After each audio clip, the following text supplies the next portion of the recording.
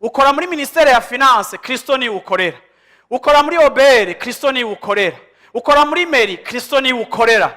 Ukora muri brarudi, Kristo ni ukorera. Aho ukora hose ukorera utwawe, Kristo ni ukorera. Uravyumva, hari nuvuga ngo ndikorera, ndiganza, niwiganza, Kristo ni ukorera.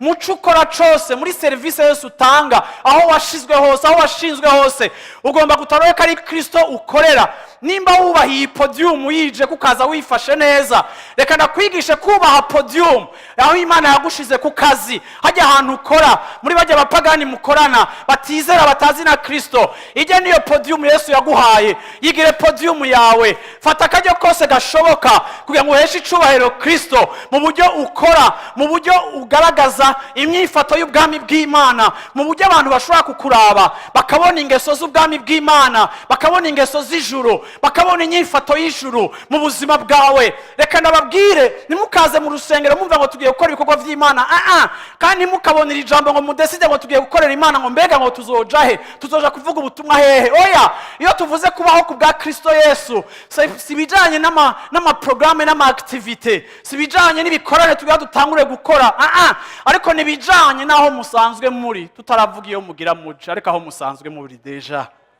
Mbwira mu ncane tujya ni podium. Servez Christ le Seigneur. Bwana sifiwe sana. Mukorere Kristo umwami. Bwana sifiwe sana. Amina. Nimba uri convoyeur, uhamagara abantu izanya kabiga ni gikorwa, ugikore nk'igikorwa uri kurakorera Kristo. Haleluya. Nimba uri kuradandaza, ukabura umudandaza, reka kudandaza inyama uzigira ntoya, ubesha abantu, ufise iminzani yahwereye, ufise iminzani itagikora, ubasha ngo ikiro kirakwiye. Oya, bahe morso ikwiye nk'ukorera Kristo, nk'uko utokwiba inyama Kristo. Reka n'uwo muntu kumwiba, ntukarondere kumucamwo kubera atazi umunzani wawe, kuko Kristo we wari mu ijuru arazi ko umunzani wamaze ku trafika. Kuko ico udatahura ni ukurica principe ya benediction, kuko ijambo ry'Imana rivuga ngo ico biba nico uzokwimbura. Igihe uri kurabiba manke ya integrite n'ububandi mu kazi kawe, kuko uronsa akaryo gato ko kunguka, umenye yuko uri kurirukana kandi uri kuricereza. Mu gihe ukwiye gukura, uzoza gusanga hari n'imbuto mbi ziriko ziramera, wabivye kera kuko utashatse kwizigira Imana mu bijanye no gukura kwawe. Rero kwizera si ikintu dukoresha nk'abikonsantra bagira basengera umugwayi barambamba bashangara babashaka babonye abagwayi. Ukwizera ni principe ukoresha mu buzima bwawe bwa misosi no mu kwiteza imbere kwawe.